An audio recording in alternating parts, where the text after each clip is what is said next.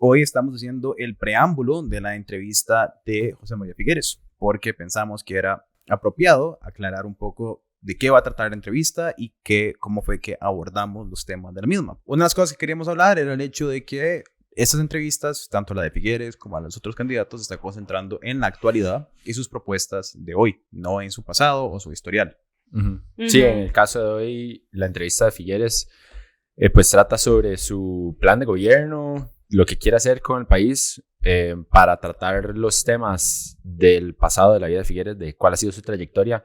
Tenemos otro video sobre su perfil, pero creo que la intención nunca ha sido o nunca fue, por lo menos el enfoque de esta entrevista no fue cuestionarlo por su pasado, sino por lo que planea hacer en el presente y en el futuro.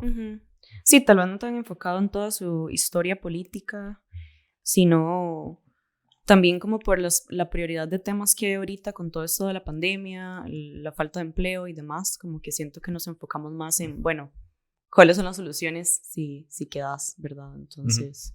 Algo importante de recordar en esta entrevista y en todas, para ustedes, no tanto para nosotros, pero es que tenemos una cantidad de tiempo muy limitada para tratar temas, y cuando realizamos sondeos o preguntas hacia la gente, que era lo más importante que le teníamos que preguntar a Figueres, siempre volvíamos a empleo, salud, pobreza, educación. En ningún momento se cubrió algo sobre controversia de Alcatel o... ¿verdad? El cierre de Incofer, que de fijo pueden ser preguntas pertinentes sobre su carácter en algún momento, pero viendo que estamos de cara a la elección y lo que queremos tratar son sus propuestas de actualidad, lo mismo que estamos haciendo con todos los candidatos era más puntual concentrarse en eso y no en su historial.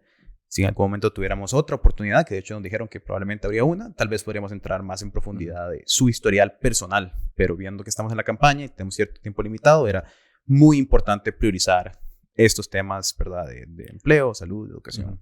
Igual que con todos los otros candidatos. Y también yo creo que también por el objetivo de político de dar como esta guía de por quién votar, es como que no esté tan viciado por eso, por toda su historia política que cada uno tiene, o sea, cada candidato la tendrá, ¿verdad?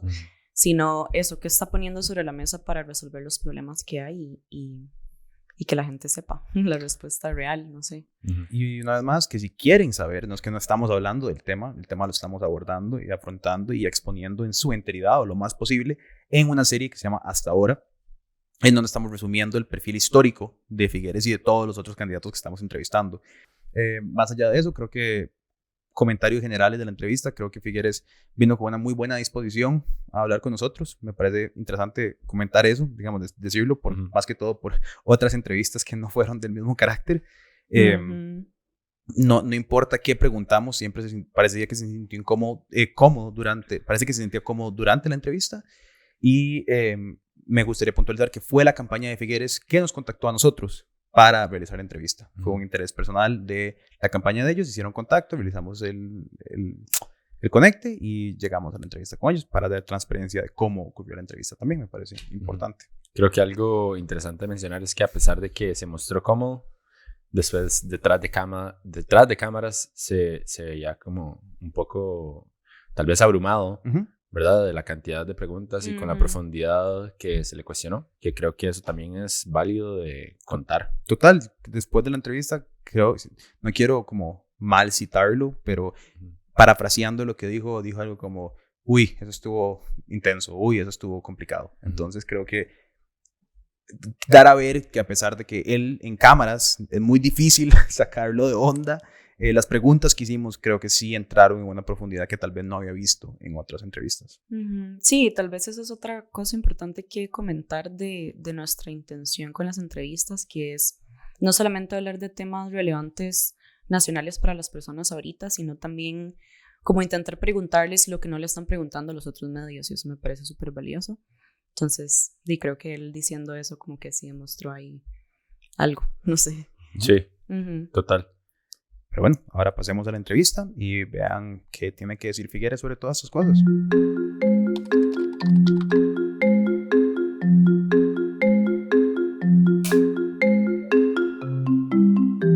Bueno, José, muchas gracias por venir hoy aquí y estar con nosotros.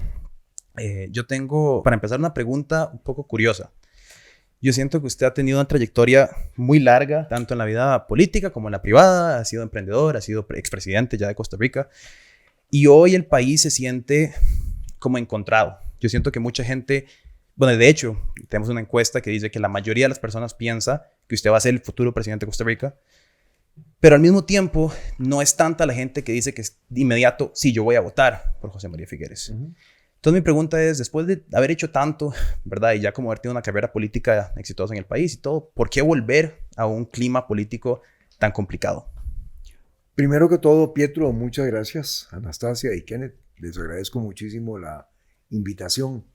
Tengo algunos amigos a los cuales les llevo un montón de años, pero que me hablan muy bien de este programa que ustedes han montado acá y de verdad que muy complacido. ¿Por qué volver a la política? Esa es una pregunta que mi familia también me hace a cada rato, Pietro, porque ciertamente que la política se ha puesto mucho más difícil, mucho más dura. Hoy con las redes sociales uno es como el blanco de todos los chistes y de todos los memes y de todas las cosas habidas y por haber. Pero vuelvo porque pienso que estamos en una encrucijada. Por un lado, estoy convencido que el país vive una emergencia no declarada. En cualquier dirección que volvamos a ver, este país está cayendo a pedazos. Hemos pasado de la Costa Rica de las oportunidades que yo viví y de la cual soy producto y muchas otras personas, a una Costa Rica realmente muy escasa en posibilidades para generaciones como la de ustedes y en donde estamos enfrentados a cosas que nunca antes habíamos tenido.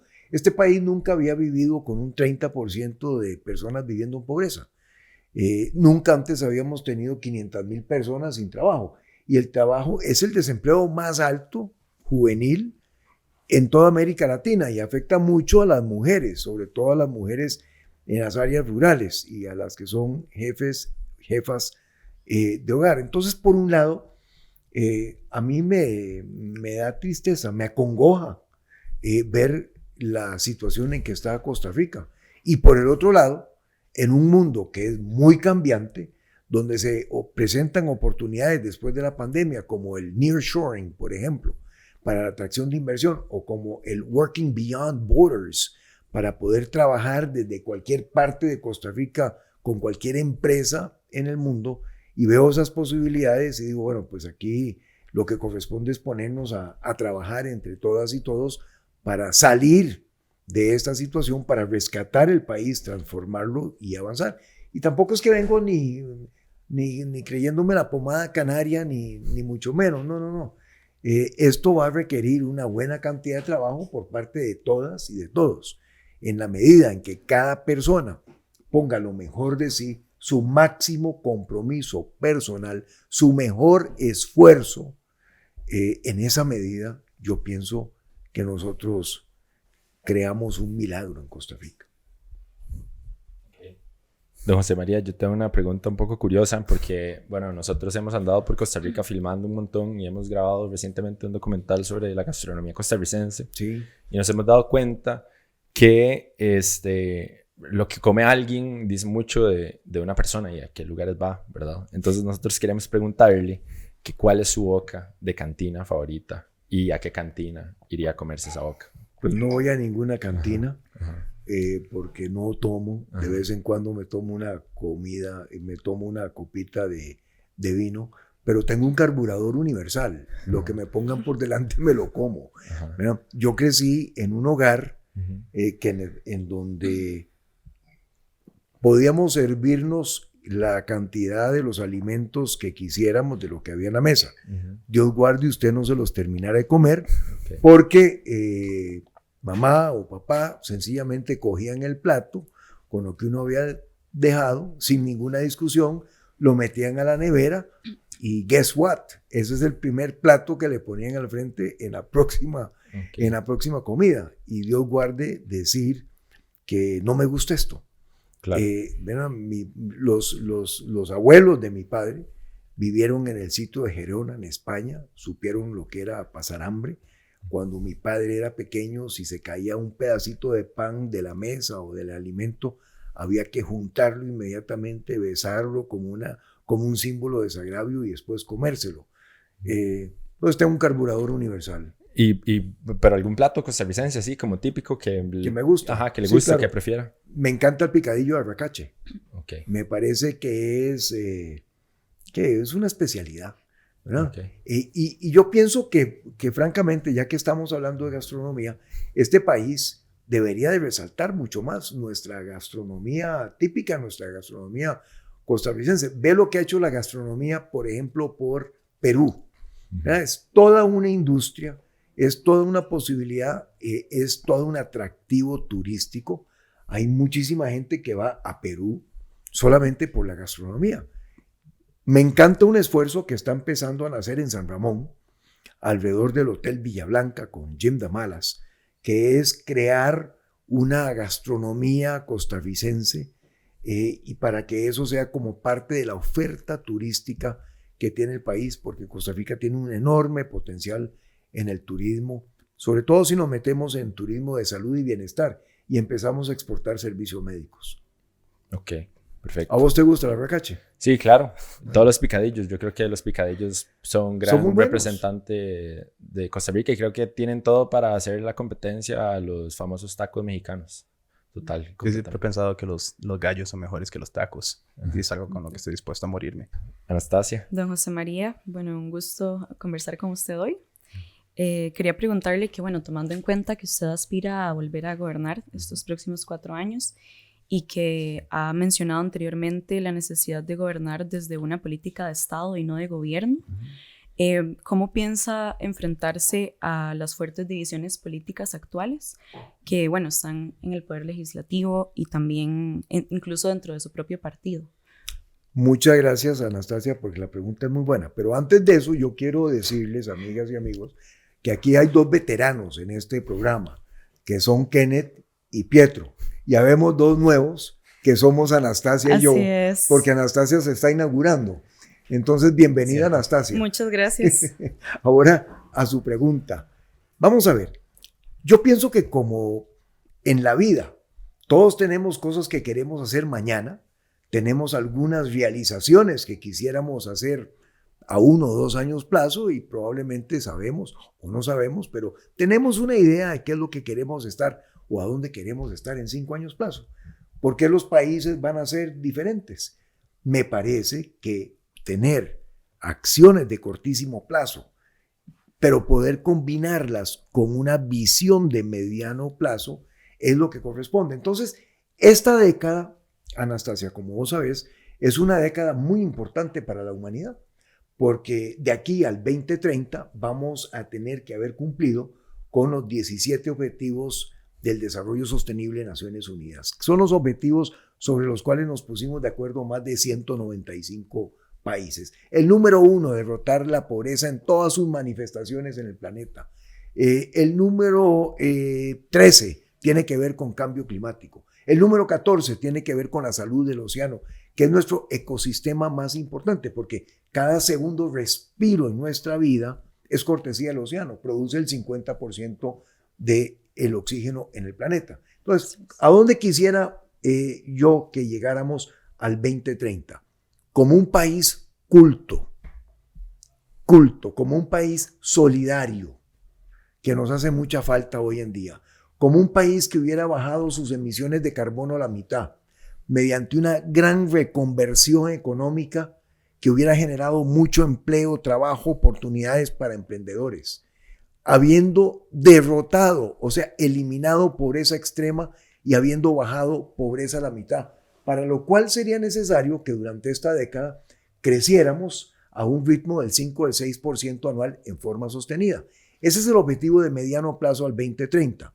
Ahora, si nos venimos para atrás y ese es el objetivo, ahí tenemos entonces una ruta que debemos de seguir para llegar a ese punto a donde queremos estar. Y en este momento, lo principal es crear confianza en el país, porque cuando hay confianza, que hoy en día no tenemos, no sabemos qué nos va a pasar mañana o pasado mañana o para dónde vamos. las empresas no tienen confianza, no invierten, no hay generación de trabajo. Cuando hay confianza, las cosas empiezan a dinamizarse, cambiamos el mood, nos ponemos positivos, las empresas invierten, caminamos. Crear esa confianza lleva precisamente parte de la respuesta a su pregunta, porque para crear confianza tenemos que ponernos de acuerdo. Y ponernos de acuerdo hoy en día es difícil. Dos ticos nos juntamos y a los 2 minutos estamos buscando ver en qué estamos discrepando. Hay que cambiar ese chip para ver en qué podemos concertar, en qué nos podemos poner de acuerdo. Y no solamente es acuerdo entre las personas que están en el servicio público o la política, es entre sectores. Es entre sectores. El sector público y el sector privado tienen que convertirse en 2 aliados del desarrollo nacional. Hoy en día los empresarios más o menos odian al gobierno. Más o menos. Y el gobierno más o menos odia a los empresarios, ¿verdad? Bueno, pero cuando vos ves lo que ha logrado Singapur, Israel, Estonia, Finlandia, ahí los 2 sectores se ven como socios en el desarrollo. Yo quiero que vayamos a un gobierno que sea business friendly, porque las 500,000 oportunidades de trabajo que hay que crear en este país no las va a crear el gobierno.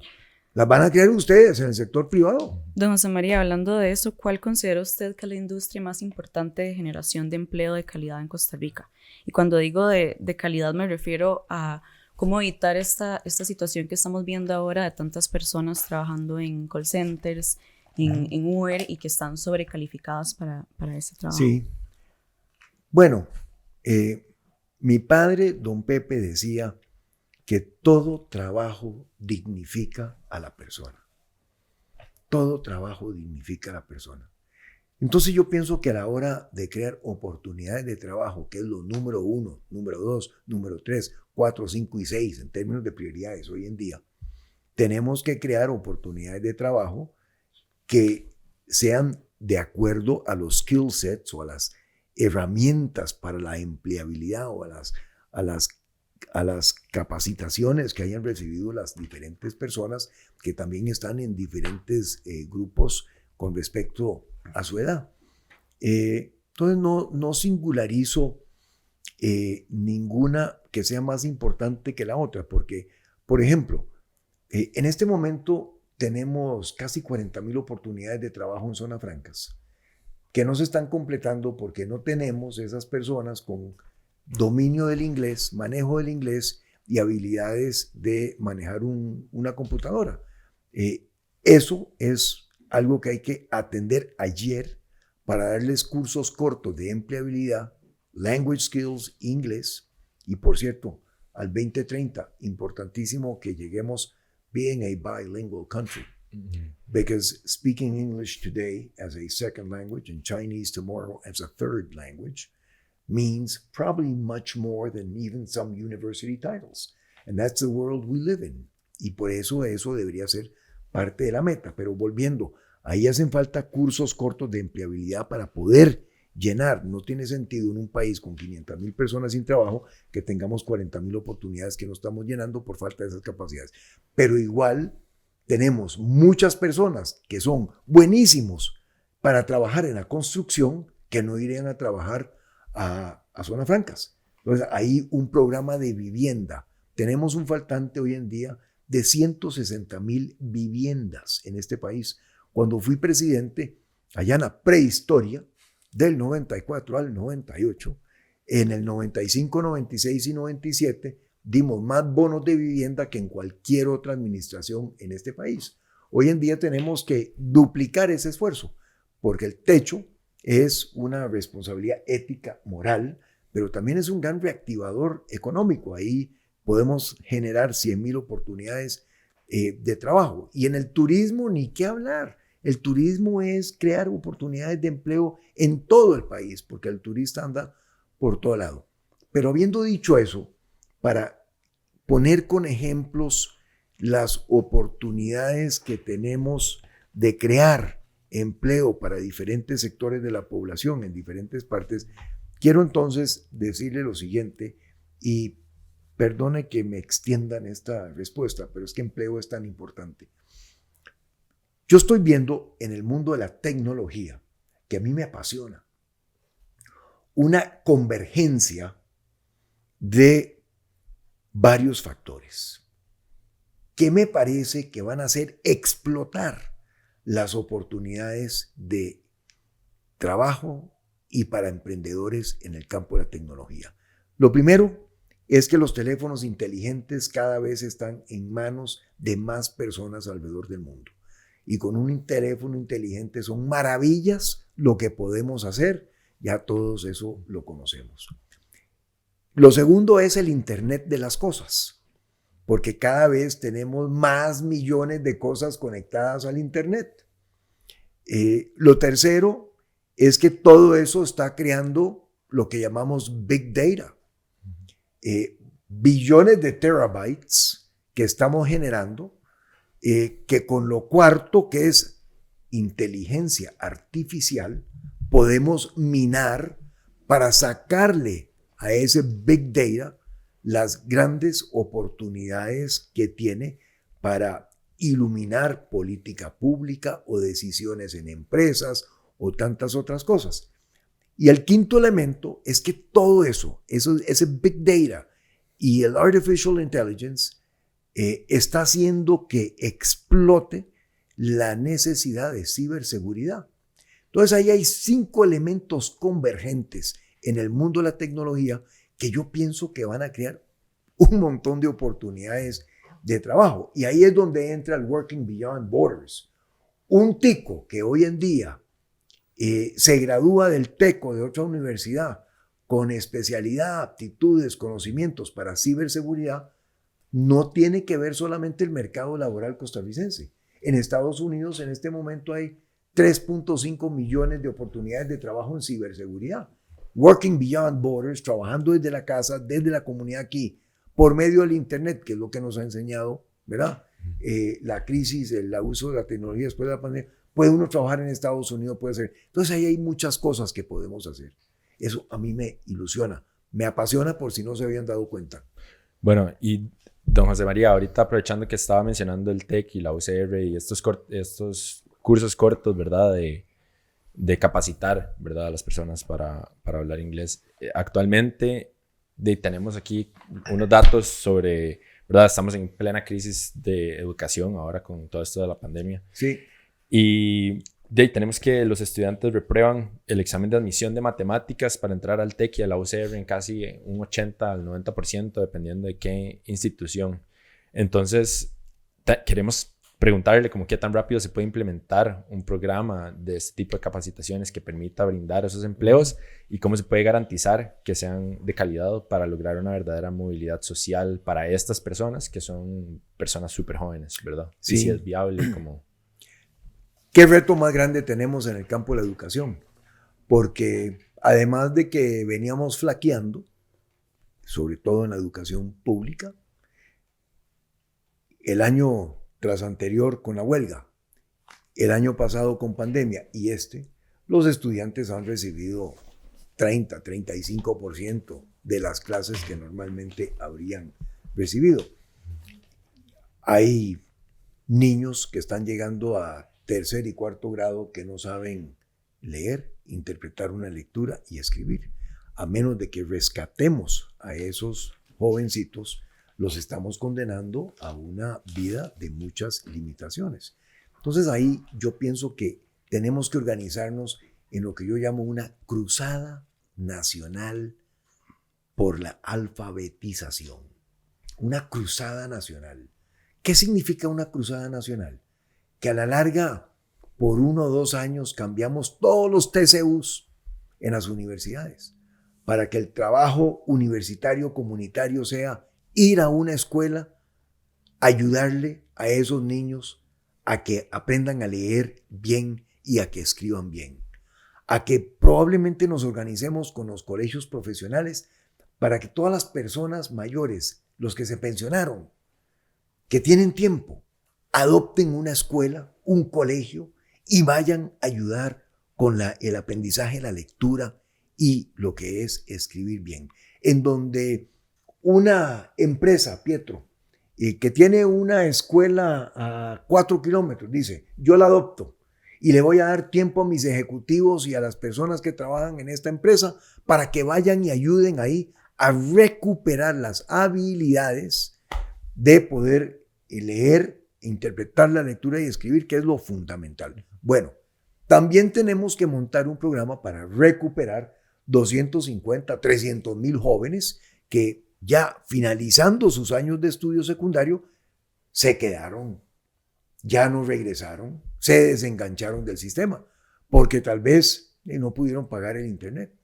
Se acabó el prepago en la casa o tenían que compartirlo con 2 hermanos o 2 hermanas y por lo tanto no lograron. Bueno, a esas personas yo pienso que tenemos la obligación de rescatarlos. Entonces, cuando yo hablo de cursos para la empleabilidad, un idioma, acreditaciones de Microsoft, de Cisco o de Google, que son cursos cortos, estoy pensando en esos jóvenes, tengan o no tengan bachillerato, tengan o no tengan la conclusión de sus estudios secundarios, porque lo que necesitan son esas herramientas, que las van a adquirir en 6, 8 meses. Y un programa de becas en ese sentido es algo que el gobierno perfectamente puede financiar. Yo tengo la aspiración, dentro de la línea que seamos un país bilingüe el 2030, de que el Cantón Central de Limón, por raíces históricas, culturales, se convierta en el primer cantón bilingüe de Costa Rica y el Caribe en la primer provincia. Usted monta un programa de 5,000 becas para jóvenes en Limón, en inglés y en cómputo básico. Primero que todo está creando una oportunidad de trabajo que no tiene, los está sacando de la calle y estar haciendo cosas en las que han caído porque no tienen alternativas, y en 6, 8 meses usted los tiene speaking English, managing their computer and being able to work from home. Y a eso es a lo que tenemos que ir. Ok. Otro punto que quería tocar que usted mencionó anteriormente sobre ¿verdad? El uso de la tecnología como fuente de empleo y de ingresos. Quería preguntarle, ¿verdad? Específicamente sobre la inteligencia artificial, porque, ¿verdad? La automatización de procesos también es como un arma de doble filo. Tenemos acá como que 75 millones de empleos se van a perder para el 2025 por el implemento del AI también, porque son un montón de empleos que se pierden. Entonces queremos saber, ¿verdad? Con esa implementación de AI y generaría ciertos empleos, pero se perderían muchos más, ¿cómo manejaría esta situación? Bueno, pues con la cuarta revolución industrial, indudablemente, y con el avance de la tecnología, como vos decís, vamos a perder algunos empleos, pero esa es una oportunidad para aumentar la empleabilidad de las personas en otras áreas en donde puedan utilizar su conocimiento de una mucho mejor manera. Y me parece que también es una oportunidad para emprendimientos. La Organización Internacional del Trabajo nos dice que más o menos el 50% de los trabajos del futuro todavía no se han inventado. ¿Y por qué no se han inventado? Precisamente por esa confluencia tecnológica que mencioné, pero también porque ante la crisis del cambio climático vamos a migrar necesariamente en la dirección de una economía de bajas emisiones de carbono. Y eso va a implicar que nosotros cambiemos nuestra manera de transportarnos, nuestra manera de trabajar, nuestra manera de producir en agricultura, nuestra manera de relacionarnos en sociedad. Lo va a cambiar todo. Es una extraordinaria oportunidad entonces para reinventarnos a lo largo de esas oportunidades. Hidrógeno verde. Costa Rica tiene ya 5 años de ser autosuficiente en energías renovables para la electricidad. Pero sin embargo, la electricidad en este país es apenas el 35% de la matriz energética. El 65% son los hidrocarburos importados. Estamos importando como 50, 55 mil barriles de petróleo por día.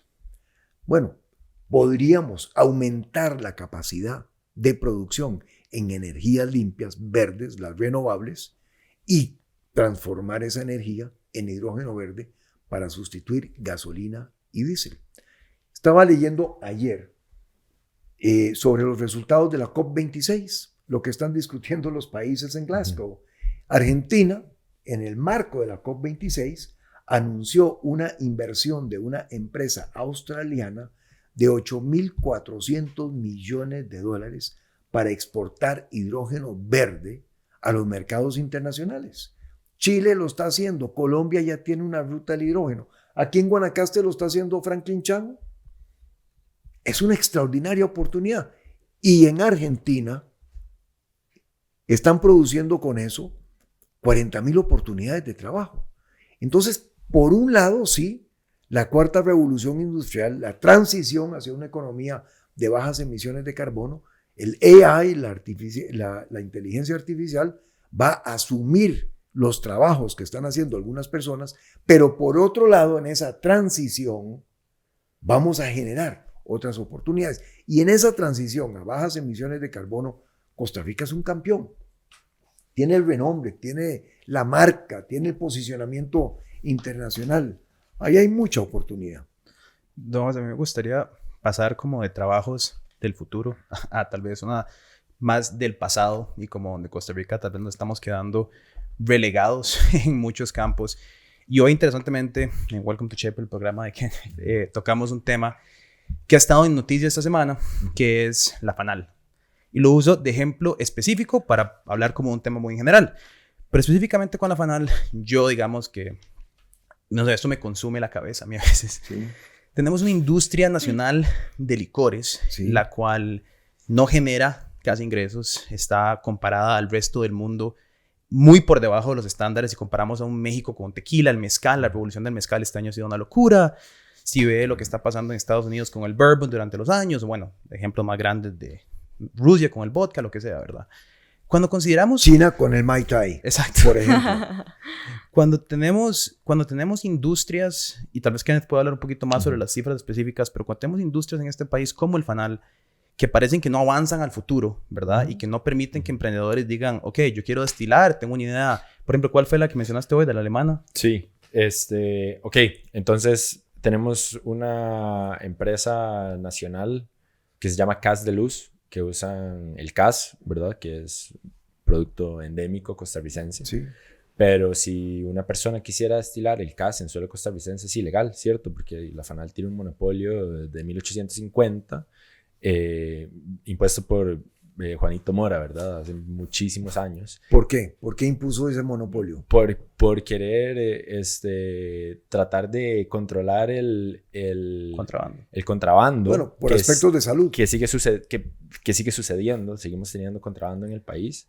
Entonces, ¿verdad? Es un poco paradójico que sigamos, por ejemplo, porque la FANAL salió esta semana un informe de la Contraloría General de la República que dice que la FANAL ha consumido 90% del patrimonio del Consejo Nacional de Producción. Entonces, que el Consejo Nacional de Producción ya no puede pagar sus obligaciones, ¿verdad?, ante Hacienda y tal. Entonces, ¿ve usted, don José María, una oportunidad ahí de cambiar algo, de abrir ese mercado, de permitir que los costarricenses produzcan y destilen en Costa Rica? Bueno, el ejemplo de esto, ¿verdad? Sí, porque tenemos esta compañía nacional, perdón, se me olvidó contarle, que como no pueden hacer eso en Costa Rica, se llevan el CAS hasta Alemania para destilarlo en Alemania y traerlo de vuelta a Costa Rica. Y enseñar a los costarricenses el potencial que tenemos en Costa Rica. Claro. Imagínese la huella de carbono, ¿verdad? De ese producto. Exacto. Que se lo llevan transportado de aquí a Alemania y después regresa. Yo primero quiero agradecerle a FANAL que durante la crisis y la pandemia nos hubiera producido la cantidad de alcohol de buena calidad que nos produjo para que pudiéramos incorporar eso dentro del protocolo sanitario.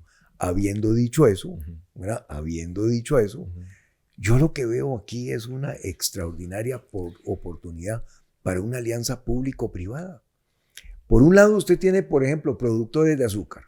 Están todos agremiados en LAICA, la Liga Agrícola Industrial de la Caña de Azúcar. Lo producimos allá en Guanacaste, en San Carlos, aquí en Occidente, en el sur con Copeagri y en Turrialba.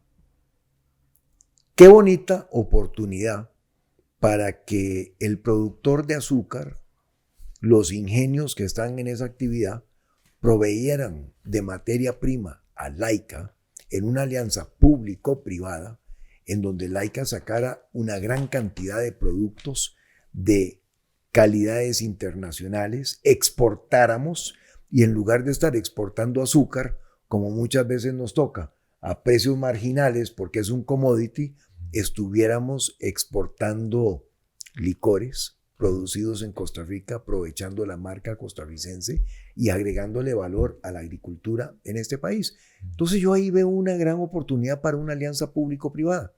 Pero es una alianza público-privada que también pudiera incorporar, por ejemplo, a estos productores de CAS y a tantas otras personas. Y en donde inclusive, así como lo están maquilando en Alemania, si ellos quisieran lo pudieran maquilar en Fanal y pudieran sacar su propio producto.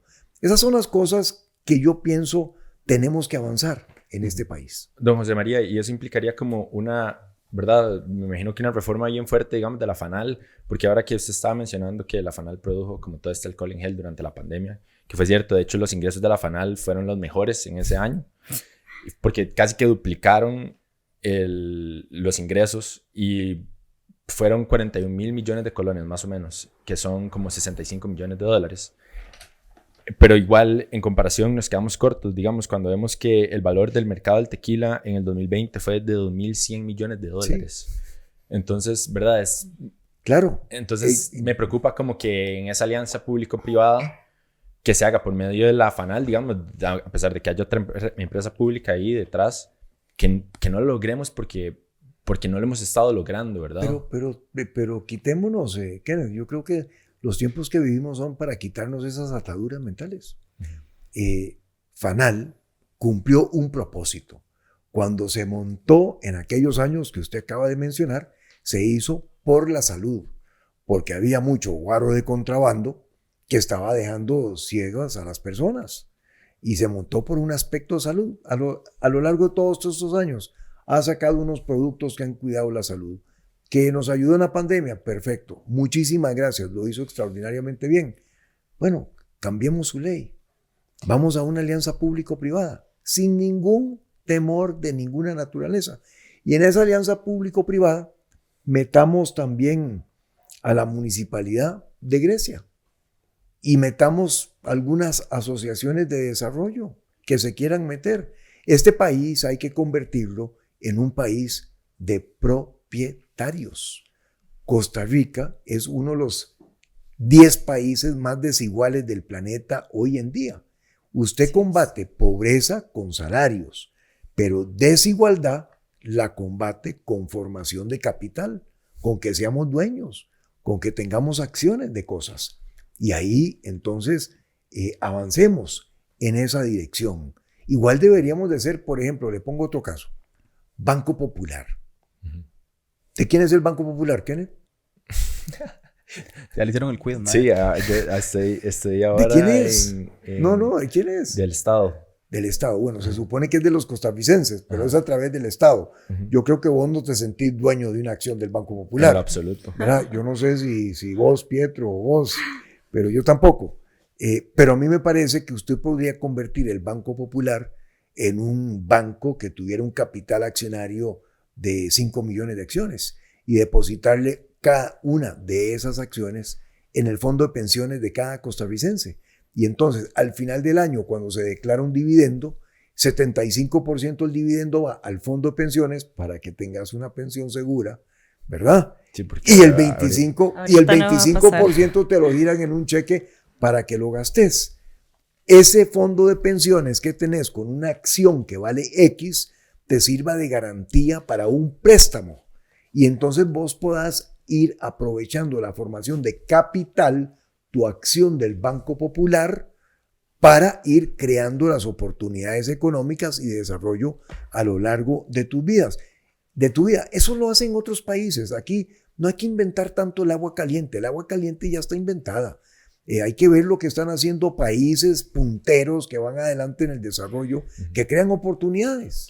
Don José María, aprovechando... No, dale, perdón.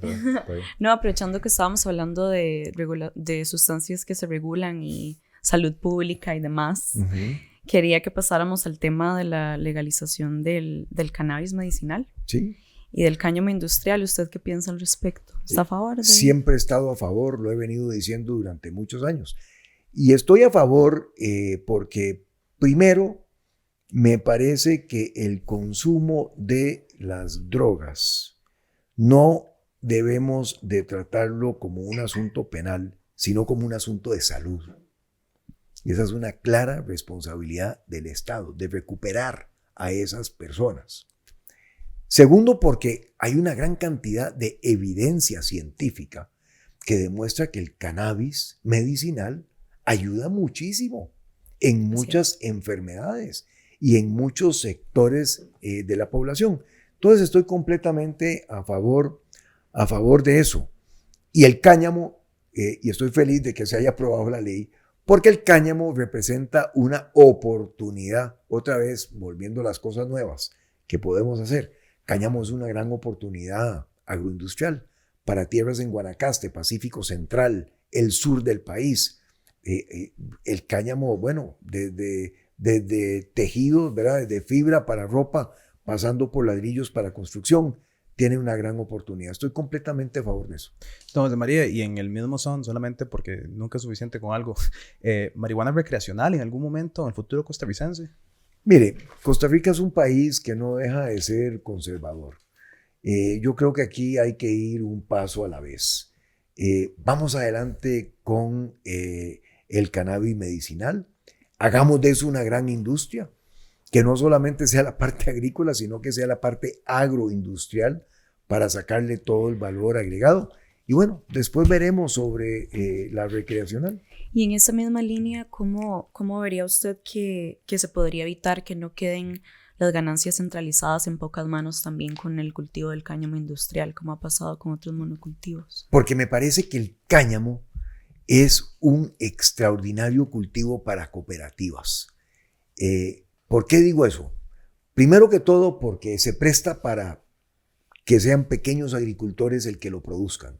Y segundo, porque la inversión que hay que hacer para industrializar el cáñamo es una inversión relativamente baja y muy en la línea de lo que hoy pueden perfectamente financiar cooperativas agrícolas, que además necesitan de otras opciones a las que hemos tenido hasta este momento. Entonces ahí es donde yo veo que hay una posibilidad de avanzar con eso en manos de cooperativas. A mí me gusta mucho hablar de la producción nacional y cuando hablo de ese crecimiento del 5 al 6%, claro, parte de eso tienen que ser emprendedoras, parte tiene que ser pequeñas empresas, medianas, grandes, pero parte deberían de ser cooperativas, parte deberían de ser asociaciones solidaristas que tienen el capital para ya formar procesos productivos y crear empleo y oportunidades de crecimiento económico en este país. Costa Rica hoy en día tiene ya 1.500 asociaciones solidaristas que agregan a 350,000 personas. El capital acumulado de esas asociaciones solidaristas son 2.500 millones de dólares. Eso es una cantidad enorme que si la apalancamos para invertir en producción, pues empezamos entonces a crecer a los ritmos que tenemos que crecer en este país. Don José María, ahorita hablando del cáñamo un poco, el proyecto de ley está en consulta. Si fuera que no pasa, ¿verdad? Como ley, ¿usted pujaría por eso?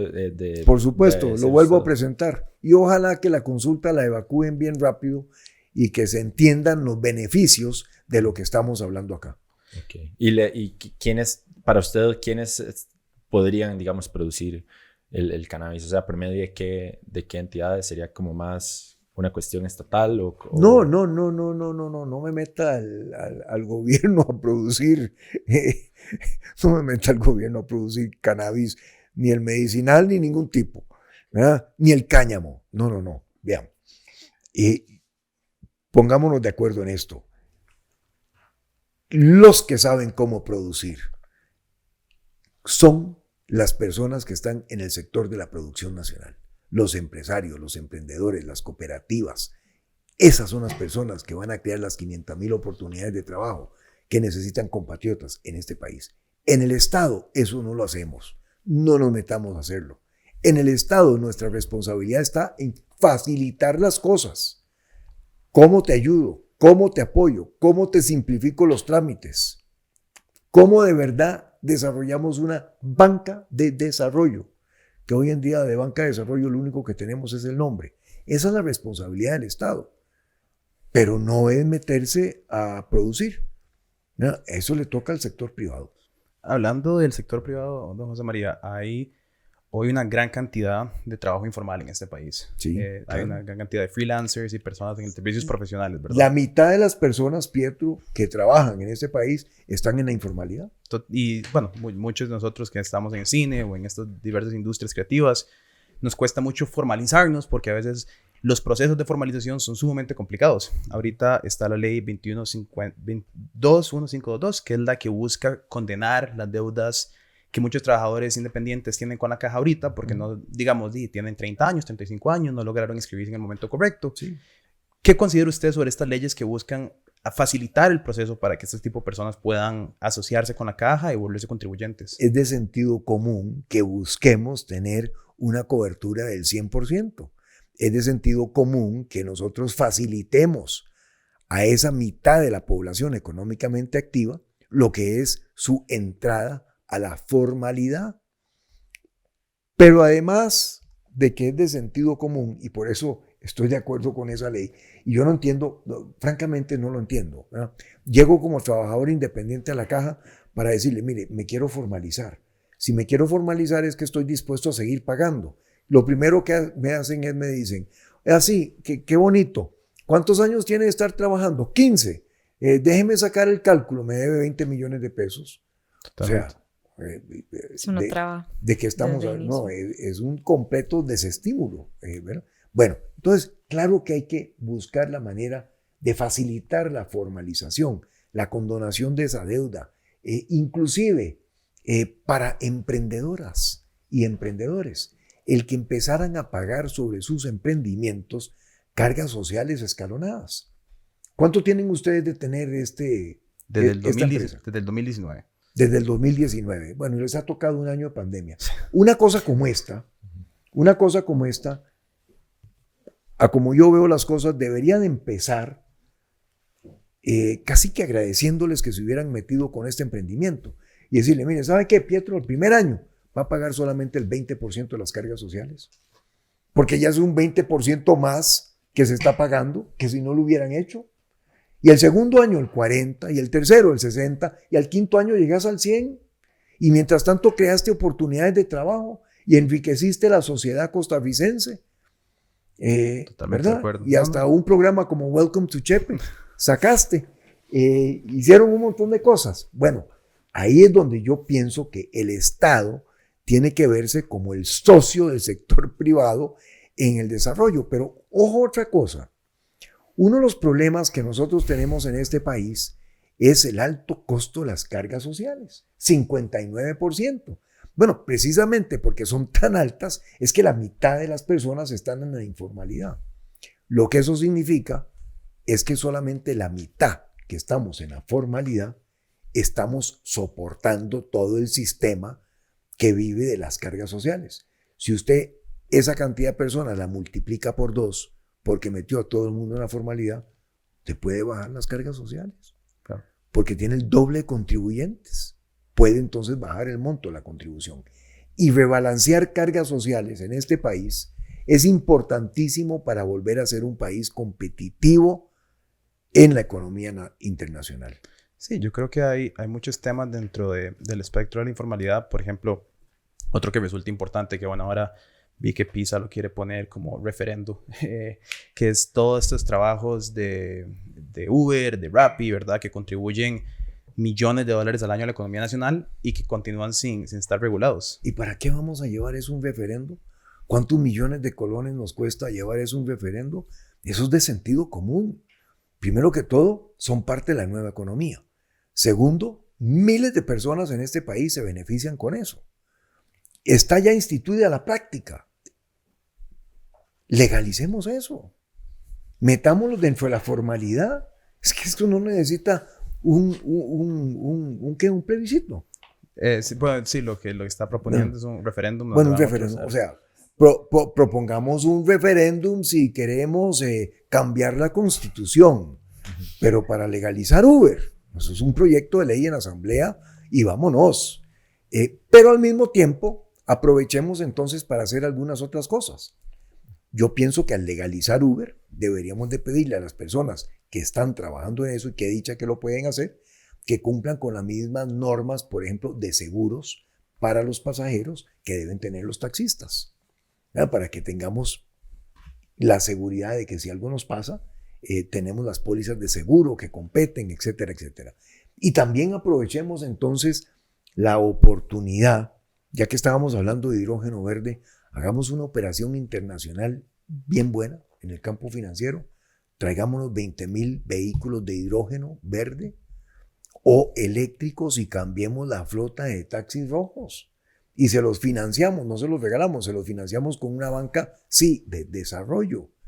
Y ya entonces empezamos a movernos hacia la descarbonización de la economía, con nuevos combustibles, con nuevas posibilidades. Creamos masa crítica de vehículos eléctricos o de hidrógeno, y entonces ya se pueden instalar las hidrolineras y podemos ir con más estaciones de recarga rápida.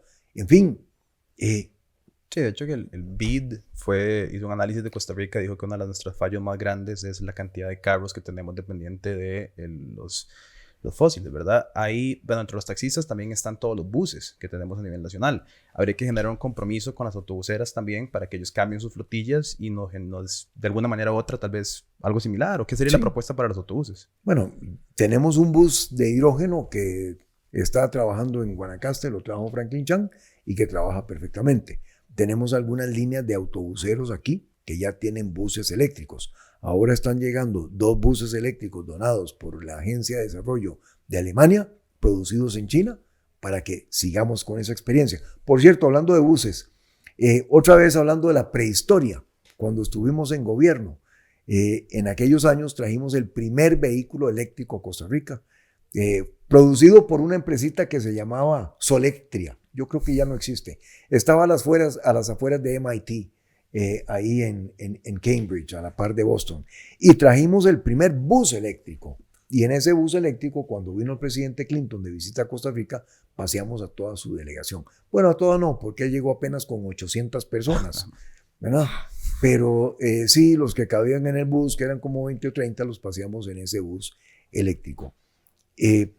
Para los autobuseros, igual, la facilidad de un gobierno que negocia con algún gobierno internacional, China, Corea, Alemania, lo que es el cambio de una flotilla y el financiamiento para que lo puedan pagar. Don José María, hablando de relaciones internacionales, para cambiar un poco, porque mencionó China, en muchos discursos políticos y de muchos diferentes candidatos se escucha mucho China, ¿verdad? Yo creo que después del Estadio Nacional, todo el mundo quedó con el pegue de que China es el salvador que va a venir a construir infraestructura en Costa Rica.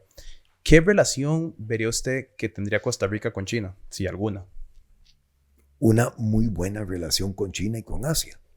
Vamos a ver, en ese campo, yo pienso que es importantísimo mantener la extraordinaria relación que tenemos con los Estados Unidos.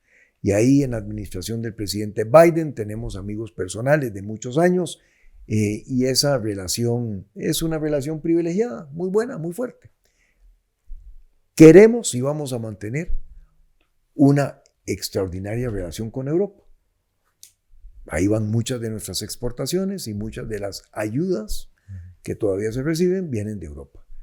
Necesitamos tener una buena relación con Centroamérica, que muchas veces se nos olvida, porque Centroamérica, dependiendo del año, es el segundo o el tercer mercado más importante para nuestras exportaciones. El primero siempre Estados Unidos, el segundo Europa o Centroamérica, el tercero el otro. Entonces, yo sé que a nosotros los ticos nos cuesta ser centroamericanistas, pero ojo, porque muchas de las empresas en este país, las empresas nacionales con encadenamientos productivos importantes, comprándole a pymes y pequeñas y medianas, exportan a Centroamérica. Ahí necesitamos tener una muy buena relación. Pero el futuro es Asia y es China. Y yo pienso que ahí tenemos que tener también una muy, muy buena relación a la cual le saquemos mucho provecho. Es mercado para nuestros productos, es una fuente de tecnología, es una oportunidad para atraer inversión extranjera. Turismo. Claro. China tuvo 150 millones de turistas el año pasado. Traigámonos algunos de ellos para acá. Tal vez hay una sobre la relación con Centroamérica. Hoy estuvimos hablando de eso, ¿verdad? De hecho. Sí, Porque viene un fin de semana complicado para Centroamérica. Sí, sí, don José María, tal vez cómo conciliar esas relaciones tanto con China, con Centroamérica. Digamos, Centroamérica en la situación en la que está en este momento, ¿verdad? En Nicaragua con Daniel Ortega y ahorita con las supuestas elecciones que va a tener, que ha encarcelado a muchísima gente de la oposición, a toda su oposición. ¿Cómo conciliar esa relación, verdad? Porque es complicado, ¿verdad? Con nuestros vecinos en Nicaragua, ¿verdad? Que también en el 2018, ¿verdad? Tuvimos toda esta ola migratoria a causa de la represión de Ortega, 318 personas muertas según la ONU. En Honduras tenemos a Juan Orlando Hernández, que su hermano está en cadena perpetua en Estados Unidos por narcotráfico. Y Juan Orlando Hernández también, ¿verdad? Acusado por la fiscalía de que estuvo envuelto, ¿verdad? Para financiar su partido ahí. Y Bukele, que en Twitter dice que es el mejor dictador del mundo o algo así, ¿verdad? Del mundo mundial. Ajá. Entonces, ¿verdad? Es como escabroso Centroamérica, Sí. ¿verdad? Costa Rica es un lugar muy privilegiado en ese sentido. Entonces, ¿cómo conciliar, ¿verdad? Esta relación política con Centroamérica, que es, ¿verdad? Un lugar complicado. Inclusive con China también, ¿verdad? El presidente Xi Jinping también es bastante controversial. La represión de Hong Kong. La represión de Hong Kong. La represión también de uigures con centros de trabajo forzado en Xinjiang, donde producen casi el 80% del algodón. Entonces, no sé, creo que la pregunta va por ahí. ¿Cómo conciliar estas relaciones internacionales con gobiernos de dudosa procedencia, por decirlo así? Kenneth, usted dijo ahora, cuando nos comparaba con Centroamérica, que dijiste Costa Rica un país privilegiado. Uh-huh. Yo sí pienso que hemos sido un país privilegiado, pero también quiero decir que Costa Rica hoy en día camina en el filo de la navaja. Uh-huh. Yo pienso que ustedes, por lo que veo y por las preguntas que me hacen, no solamente siguen la realidad nacional, sino que la realidad también internacional, y entonces están conscientes de qué tan en el filo de la navaja camina este país. Pero lo digo ya le llego a Centroamérica, pero lo digo con toda seriedad. Caminamos en el filo de la navaja. Vean, por ejemplo, lo que ha pasado con el tipo de cambio en muy pocas semanas, ¿verdad? Estamos ya en los niveles de 6.40, 6.50. Bueno, hay 500,000 familias en este país que tienen hipotecas en dólares. Uh-huh. Hipotecas de vivienda en dólares. Si nosotros no avanzamos bien en los balances macroeconómicos, si no nos manejamos con cuidado, con responsabilidad, y el tipo de cambio se dispara, yo me imagino lo que pasa en esas 500,000 familias, muchas de las cuales habrán perdido su trabajo, que tienen hipotecas en dólares, a los cuales los va a impactar en el próximo pago mensual lo que aquí pase. Entonces lo digo porque sí, somos un país privilegiado, sí, tenemos opciones, pero sí también caminamos en el filo de la navaja, con una economía que no crece y, perdóneme, con mucha inexperiencia en el gobierno que hemos visto durante los últimos años. Nadie llega al gobierno queriendo hacerlo mal.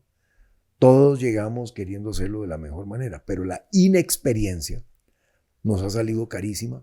Hemos vivido estos años en lo que yo llamo un tubo de ensayo político, ¿no? En lugar de la certitud, la visión, la experiencia, los equipos de trabajo que saben hacer gobierno para salir adelante. Entonces, eso nada más con respecto a nuestra posición de privilegio, porque hay que mantenerla, pero hay que saberla llevar con mucha disciplina y también con mucha visión de futuro. Ahora, las relaciones internacionales. Este es un país que tiene una economía completamente abierta. Los tratados de libre comercio que hemos firmado en Costa Rica, y yo firmé el primer tratado de libre comercio que firmó este país allá, otra vez en la prehistoria, cuando fui presidente, que lo firmé con México. Los tratados de libre comercio que hemos firmado nos conectan hoy en día con más de la mitad de los habitantes del planeta, lo cual es una enorme ventaja pensando en la exportación de nuestros productos, en el tanto cada vez seamos un país más competitivo y de mayor valor agregado. Eso implica que nuestras relaciones con los países no solamente deben ser políticas, sino que también deben ser económicas. Hay que moverse en los dos planos. En las políticas, lo que no debemos de hacer es comprometer nuestros valores. Costa Rica siempre va a defender la democracia, los derechos humanos, el derecho a un ambiente sano y saludable, como lo elevamos a rango constitucional mediante una modificación del artículo 50, otra vez cuando estuvimos en gobierno. Sobre eso no vamos a comprometer nuestros valores. Siempre los vamos a defender. Y cuando hablemos con otros países, esos son los valores sobre los cuales vamos a conversar. Pero al mismo tiempo, la realidad económica nos lleva a que también debemos de buscar mercado para nuestros productos. Y por lo tanto se vuelve en una ecuación más complicada, ¿verdad? Más complicada, porque sí, no podemos estar de acuerdo con un proceso como el que se va a llevar a cabo en Nicaragua este próximo domingo, en donde han metido en prisión a tantas personas buenas, incluyendo, por supuesto, a los otros candidatos. Eso nunca podemos estar de acuerdo con eso. Y tenemos que defender siempre los derechos humanos de esas personas. Al mismo tiempo, tenemos una extraordinaria relación con el pueblo de Nicaragua, con muchas y muchos nicaragüenses que viven con nosotros desde hace muchos años y que son parte ya del tejido social y del tejido económico de este país. Y qué dicha que lo son, porque contribuyen de una manera inmensa a lo que estamos haciendo y creando en Costa Rica.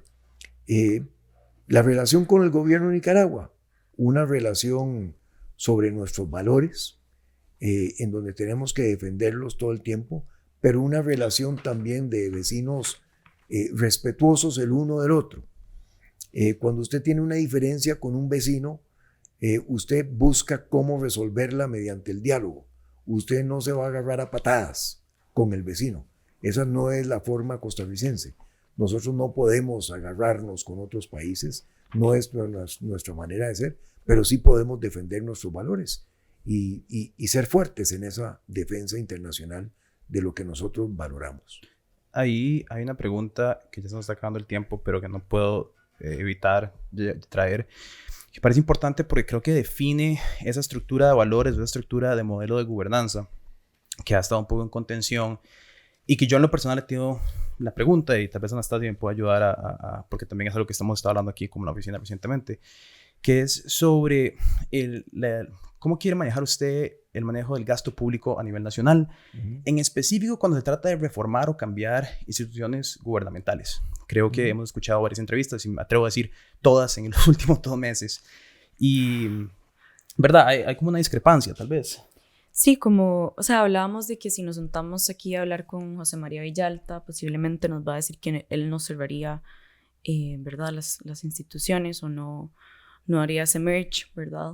Si nos sentamos con Eli, posiblemente nos diga que sí.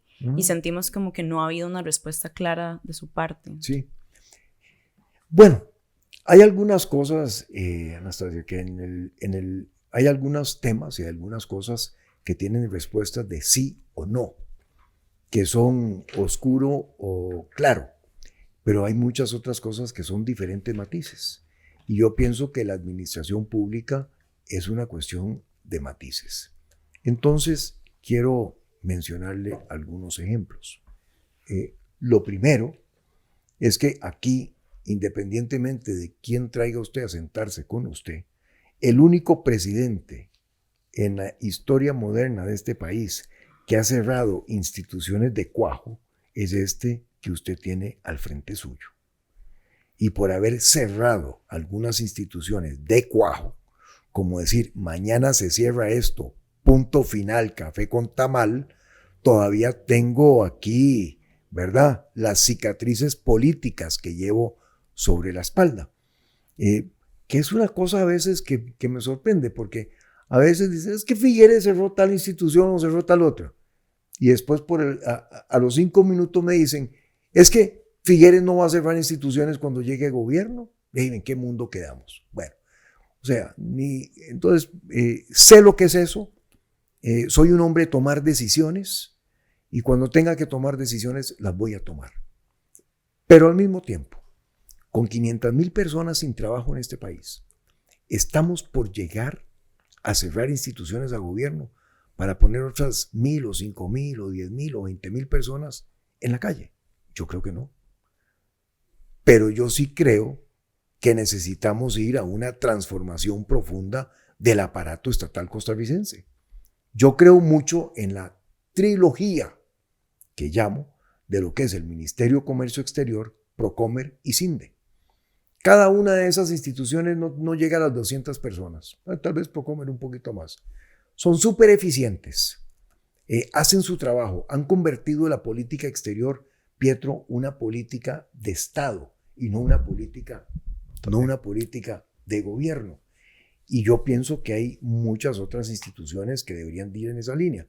Un proyecto de ley que en este momento se discute en la Asamblea sobre el Consejo Nacional de Educación Superior, el CONESUP, lo estamos aprovechando para transformar al CONESUP en una cosa que sea al estilo de Procomer, una institución ágil, moderna, ¿verdad?, que tenga sus propios ingresos, que pueda contratar a personas que sepan de la materia y que nos apoyen en lo que tiene que ver con la educación superior en este país.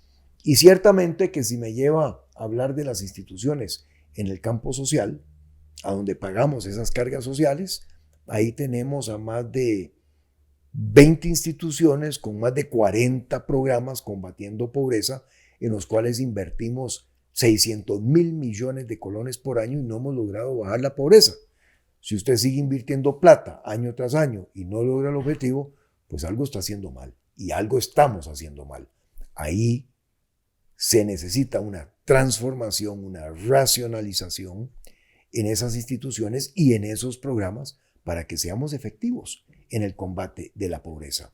Hay otras instituciones que tienen un camino y una salida mediante una alianza público-privada, como el ejemplo de FANAL.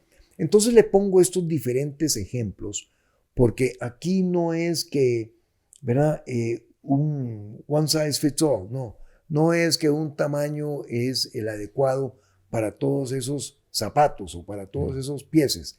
Hay que buscar los casos y entrarle con una solución adecuada a la institución que estamos viendo, dependiendo del objetivo que queremos que logre. Le pongo un último caso de ejemplo, el ICE.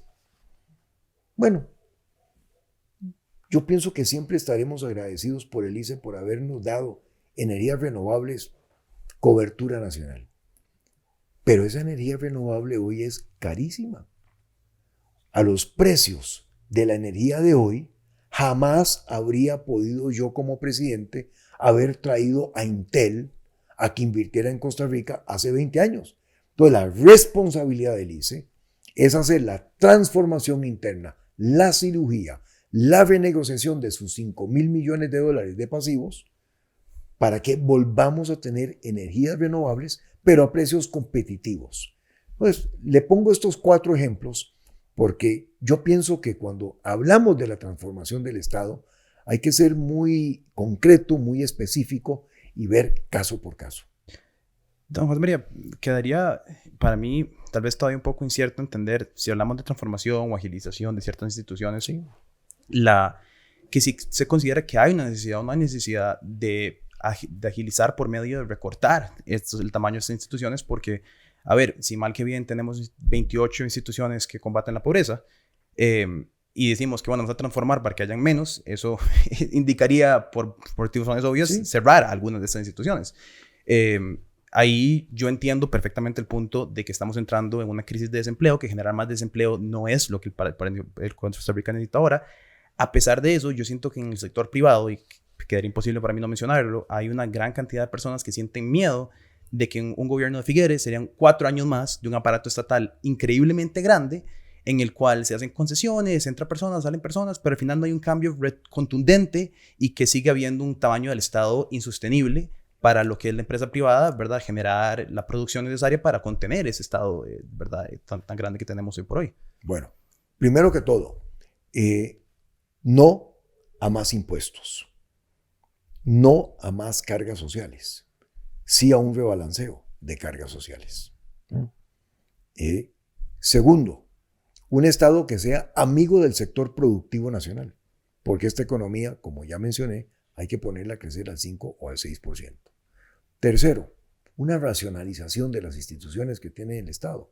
Hoy en día tenemos más de 300 instituciones. Cada una de ellas tiene una junta directiva, un departamento legal, una proveeduría. Me dicen que la caja tiene 400 abogados, que tiene 700 ingenieros. 400 abogados en la caja, no sé para pelear con quién o para llegar a qué arreglos con quién. No quiero decir que los abogados pelean todo el tiempo, pero en todo caso, y además siendo ingeniero, tampoco veo la necesidad para 700 ingenieros, ¿verdad? En un instituto. Puede ser que yo no conozca de esas cosas, estoy más que dispuesto a aprender de ellas, pero me parece que esas cosas son exageradas.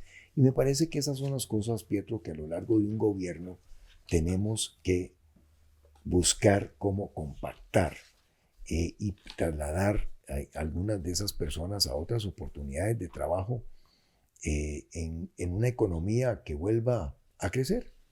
¿No? Las cosas no, en eso cuando estamos hablando de personas y detrás de cada una de esas personas hay una familia y hay una hipoteca que están pagando y hay un préstamo que tienen y están llevando su vida y además están contribuyendo a la economía porque están gastando en ella. Las cosas yo pienso que no se pueden festinar, que no se puede decir corto aquí, ¿verdad?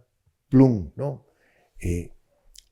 Este problema del tamaño del Estado es un problema que lo hemos ido creando y engordando a lo largo de muchos años. Nos va a tomar unos añitos desinflar ese balón, pero esa es la dirección en que queremos avanzar. Y los ejemplos que les he puesto aquí, me parece que todos apuntan a esa dirección. Sí, concuerdo. Creo que ha sido una cosa que pasó durante muchos años y durante muchas administraciones Todos somos responsables de eso, Pietro. Los 3 partidos políticos principales de este país que hemos estado en gobierno en los últimos 20 años, somos corresponsables de eso. A mí me va a tocar empezar a solucionarlo. Sí. Tal vez. Nos quedan temas ambientales, sí, pero no sé. Pero ya estamos casi que es bastante sobre tiempo. Van a tener que volver a invitarme. Sí, van a tener que repetir el ejercicio. Sí, van a tener que volver a invitar. O me pueden invitar a... ¿cómo fue el programa de Chepe? Welcome to Chepe. Me pueden invitar a Welcome to Chepe para que hablemos de temas ambientales. Tal vez vamos a cerrar con una pregunta del tema ambiental. Sí. Por supuesto. ¿Les parece? Porque creo que es también la materia por la que más lo conocemos usted, José María. Sí, el que ha estado más pues abogando últimamente. A lo largo de mi vida como estudiante, mi vida como empresario, mi vida en el servicio público, mi vida internacional, ha habido un hilito rojo que conecta todas esas diferentes etapas. Y ese hilito rojo es ver al medio ambiente como una responsabilidad ética y moral, pero también como una gran oportunidad empresarial de generar empleo, trabajo y crecimiento económico. Entonces, adelante con la pregunta. Sí, señor don José María. Bueno, nosotros sentimos y hemos estado hablando acá que muchas veces Costa Rica, ¿verdad?, es representado internacionalmente como este país verde, ¿verdad? Pero también de repente, internamente, sentimos que hay temas que son centrales en esto y que, como usted mencionaba anteriormente, ha habido gobiernos que han venido acarreando, ¿verdad?, ciertos problemas como es el hecho del desastre en Cruzitas. Ujú. Queríamos saber usted qué piensa del tema, si es un tema que usted priorizaría, si es un tema que solucionaría, cómo lo solucionaría, ¿verdad? Es como un tema que tiene muchas aristas, viene gente inmigrante, vienen inmigrantes, ¿verdad? De forma irregular al país a trabajar y no estar para nada regulado. Claro. Mucha gente del sector ambiente ¿verdad? Es un desastre porque hay un montón de uso de químicos ahí, se contamina todo el ambiente. Entonces, ¿cómo solucionaría usted este tema en Cruzitas? Usted lo definió correctamente. Es un desastre. Uh-huh. Es un desastre social, para empezar. Lo que ahí pasa en términos sociales es indescriptible. Es un desastre ambiental. Ahí corren los ríos de mercurio, envenenando nuestras tierras. Es un desastre económico, porque hay una explotación sobre la cual no se tiene ningún control de absolutamente nada. Y en ese sentido también es un desastre de corrupción, porque todas esas actividades están llevándose adelante de manera ilegal. Yo estoy en contra de lo que es la exploración de gas y petróleo. Lo he dicho muchas veces, esa es la economía del pasado. Ahora en la COP los países volvieron a decir de que más bien tenemos demasiado petróleo y gas en el mundo y que mucho de ese gas y petróleo ni siquiera lo vamos a poder sacar del subsuelo. Porque si lo quemáramos todo sacándolo del subsuelo para usarlo como combustibles, el planeta se incendia. El cambio climático, ¿verdad? Nos acabaría como humanidad. Entonces estoy en contra de eso. Estoy a favor de las energías limpias, del hidrógeno, del amoníaco como una forma de almacenar energía. Y pienso que en eso Costa Rica tiene una extraordinaria oportunidad de crear empleo, actividad económica, renombre internacional. Estoy en contra de la minería a cielo abierto. Cruzitas es minería a cielo abierto. Pero teniendo el desastre que ahí tenemos, en este momento estoy a favor de poner orden.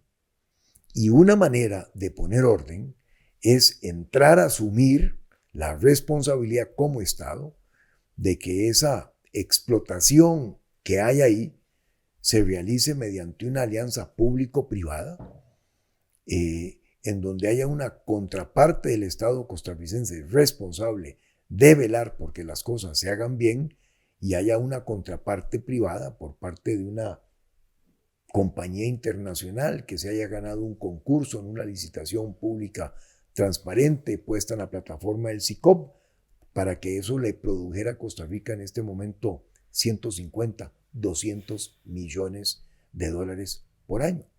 Pero haciendo eso de una manera moderna, lo más sostenible posible, porque la minería a cielo abierto no es completamente sostenible y teniendo todos los cuidados que se pueden tener. Es que hay que poner orden. Si eso pudiéramos revertirlo al año cero, pues yo no estaría de acuerdo con eso. Pero estando donde estamos, me parece que lo que corresponde es lo que he dicho. Entiendo. Bueno, Sí, entiendo. ¿Usted cómo lo ve? yo lo veo muy difícil porque al final es que es Porque complicado, ¿no? no se puede hacer sostenible la minería a Es cielo que abierto, nunca es va a ser completamente sostenible, imposible. nunca va a ser, Yo estoy de acuerdo con usted. A mí realmente me preocupan estos temas que no se nos quedan ahí ambientales de esas contradicciones que ya están pasando en el país y que usted tiene todas esas buenas intenciones, ¿verdad? Con las energías renovables y con llegar a carbono neutral y demás, pero ¿cómo hacer con esos problemas? Digamos. Es que esos retos, es un reto que existe y tenemos que buscarle la mejor solución posible. El mundo no es perfecto. Tal vez, Y vez algo más, perdón, Sí. es que me acordé con lo que acaba de decir Anastasia. Sí. Tal vez en relación a algo más específico, hace unos años salió un estudio de la UNA que dice que en Costa Rica es el país que se utiliza más plaguicidas en el mundo. Y agroquímicos. Agroquímicos. Entonces, Número también, uno sí, en es el mundo. verdad. Entonces, Eso es una tragedia. ¿Cómo es posible que nosotros no hayamos importado, no podemos importar? No, los productores de este país no han podido tener acceso a moléculas nuevas durante los últimos 20 años. Estamos usando aquí algunos agroquímicos que están prohibidos en Europa y en los Estados Unidos. Así es. Es una barbaridad. Al mismo tiempo hay agroquímicos modernos que son mucho menos dañinos con el medio ambiente, que son los que están utilizando en otros países, que aumentan la productividad, que son los que deberíamos de estar utilizando en nuestra producción agrícola. ¿Qué es lo mejor? No, lo mejor sería poder pasarnos a todo lo que es una gama de productos orgánicos, biodegradables, con los cuales pudiéramos llevar nuestra agricultura y nuestra producción en el sector agropecuario. Eso requiere todavía de mucha investigación por parte de las universidades, de centros agrícolas especializados en eso. Pero hay que ver eso como una evolución en la dirección positiva en que queremos avanzar. Para empezar, saquémonos ya de todos esos agroquímicos contaminantes que se han ya eliminado en otros países, importemos las moléculas nuevas que los sustituyen, que son mucho más benignos con el medio ambiente, y sigamos trabajando en controles orgánicos para la producción agropecuaria nacional. En la prehistoria, inclusive en la prehistoria, antes de ser presidente, fui ministro de Agricultura. Montamos un programa para el control de plagas en los productores de papas con ferormonas. Mucho mejor con el medio ambiente, mucho más productivo. Eso es lo que hay que hacer. Justo sobre eso le queríamos consultar, cómo podríamos solucionar este conflicto de los agroquímicos, pero tomando en cuenta que puede llegar a ser un conflicto con el sector arrocero y piñero, por ejemplo. ¿Cómo lo implementaría usted? Lo implementaría de acuerdo con ellos. He conversado con muchos piñeros, he conversado con muchos bananeros, he conversado con muchos arroceros. Están deseosos de poder utilizar productos modernos que sean mucho más benignos con el medio ambiente que lo que están utilizando hoy en día. Y por pura miopía y restricciones que nosotros mismos nos inventamos, en muchos de los entes especializados que tienen que dar los permisos de importación, tenemos 20 años de estar importando las mismas cosas. Hay que evolucionar y hay que trabajar con ellos. Costa Rica produce piña para el 70% del mercado mundial. Produce 50, eso nos deja oportunidades de trabajo para 50,000 personas. Pero mientras tanto también contamina el agua con los agroquímicos con los que siembra esa piña. Entonces ahí es donde... Algunos productores sí, otros no. Es una industria nueva, ha venido evolucionando y ha venido mejorando.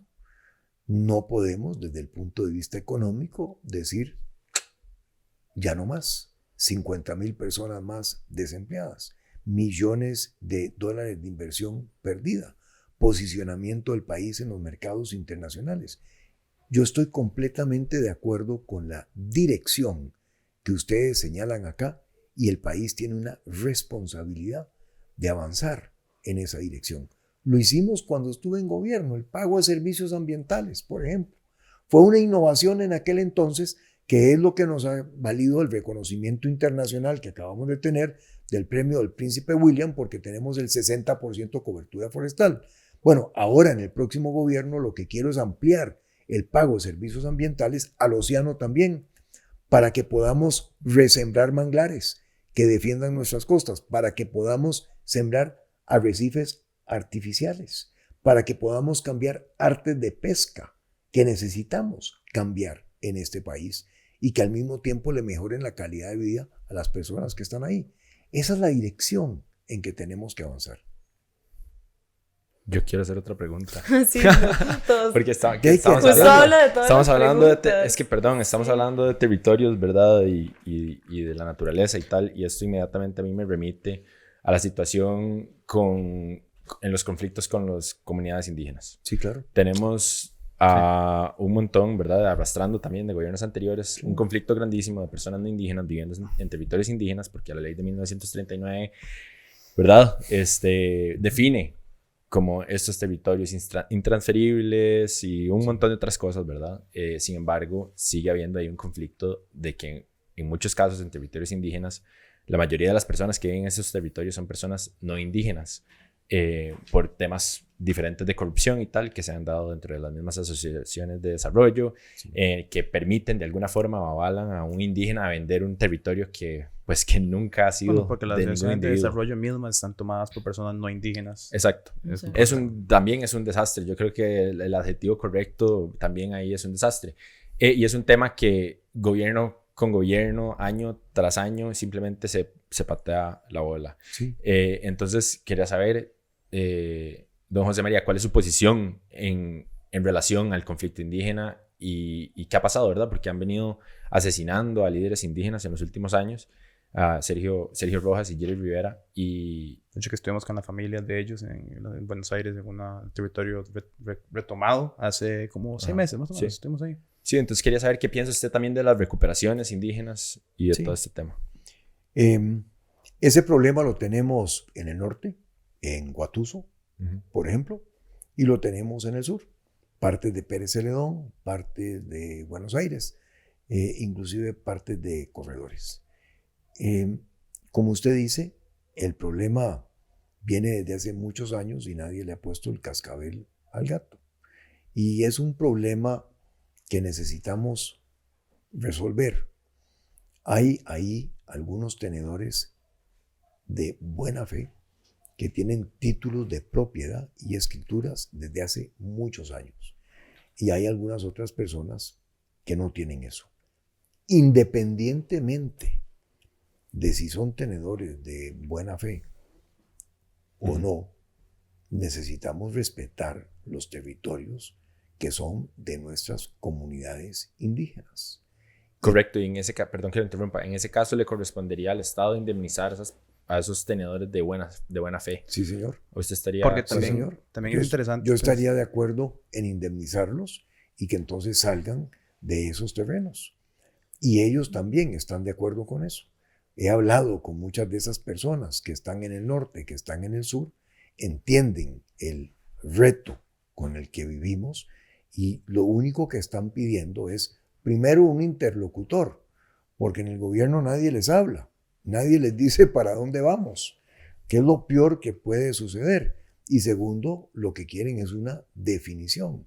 La definición que me parece que es la justa y la correcta es respetar los territorios indígenas a como se habían diseñado originalmente y con los tenedores de buena fe indemnizarlos por parte del Estado.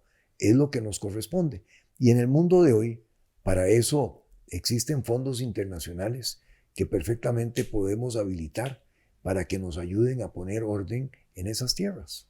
Sí, es que es interesante porque hay muchos tenedores que, a pesar de ser de buena o mala fe, no pagan impuestos. Entonces a mí siempre me ha parecido muy curioso como de alguna cierta manera u otra reconocen que es un territorio indígena porque no pagan el impuesto, ¿verdad? Si no fuera territorio indígena no habría impuesto que pagar. Pero por otro lado tenés a los territorios que entonces uno dice, bueno, son de buena fe, pero no has pagado impuestos en 50 años, ¿verdad? Pero Pietro, te puedo también enseñar casos, por ejemplo, de donde llegaron algunos de estos tenedores de buena fe, metieron la finca en un fideicomiso bancario de un banco privado en este país que hizo todo el estudio de registro, todo el estudio legal, encontró que todo estaba bien y entonces aceptó la finca como una garantía válida. Y ahora, claro, el finquero está en un predicado y el banco todavía en uno mayor. Ese es otro ejemplo muy claro de esta emergencia no declarada que vive el país, producto de las cosas que no definimos en su momento, las decisiones que no tomamos cuando teníamos que tomarlas y de estos últimos años en que hemos vivido agravados por la pandemia. Por eso es que digo que Costa Rica se nos cae a pedazos en cada una de estas direcciones que ustedes han apuntado, sea sea el desorden de crucitas, sea el conflicto en los territorios indígenas, sea la proliferación de instituciones. En cualquiera de estas direcciones que vemos es que me constatan lo que dije al principio, el país se nos cae a pedazos y por eso es que caminamos en el filo de la navaja y tenemos que ser súper responsables con lo que hagamos de aquí en adelante. Y lo que hagamos de aquí en adelante depende de todas y de todos nosotros. Este es un gran esfuerzo colectivo nacional en donde tenemos que poner lo mejor de nosotros mismos para producir un milagro costarricense. Don José María, si tuviera un mensaje para los costarricenses, tiene 3 cámaras, tal vez aquella es la principal. ¿Qué le diría usted a una persona, tal vez primordialmente nuestra audiencia, una persona joven, de por qué deberían de votar por usted? ¿Por qué deberían de creer en José María Figueres para una segunda presidencia? ¿Me lo puede decir a mí o me lo puede decir a la cámara, como quiera? Primero quiero agradecerle que nos haya acompañado a lo largo de este programa. Y si estos caballeros y Anastasia me invitan nuevamente, que nos vuelvan a acompañar. Pero además de agradecerle su tiempo, quiero decirle que este país tiene, por un lado, retos muy importantes, pero por otro lado, grandes oportunidades. En el mundo de hoy, con una geopolítica muy tensa y complicada, con una economía global ralentizada, con una crisis de cambio climático y con una pandemia, las cosas no son fáciles, pero Costa Rica es un jugador de nicho y puede buscar en ese mundo grandes oportunidades. Yo vuelvo al servicio público porque quiero liderar un equipo de mujeres y de hombres con experiencia de gobierno que entiendan el mundo y que nos ayuden con su participación activa a que este país lo rescatemos y después lo transformemos.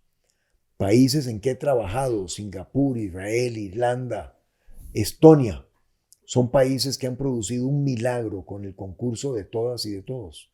Ese milagro lo podemos hacer aquí, en este país. Muchísimas gracias. No, muchísimas gracias a usted, don José María, y esperamos tenerlo de vuelta en algún momento. Muchas gracias. Felicitaciones por este emprendimiento. Recuerda que Política es una plataforma No Pasa Nada y la mejor forma de apoyar No Pasa Nada y todos los proyectos No Pasa Nada es por medio de patreon.com/nopasanadaoficial, ya que somos un medio independiente tratando de hacer las cosas diferentes. Nos vemos en la próxima.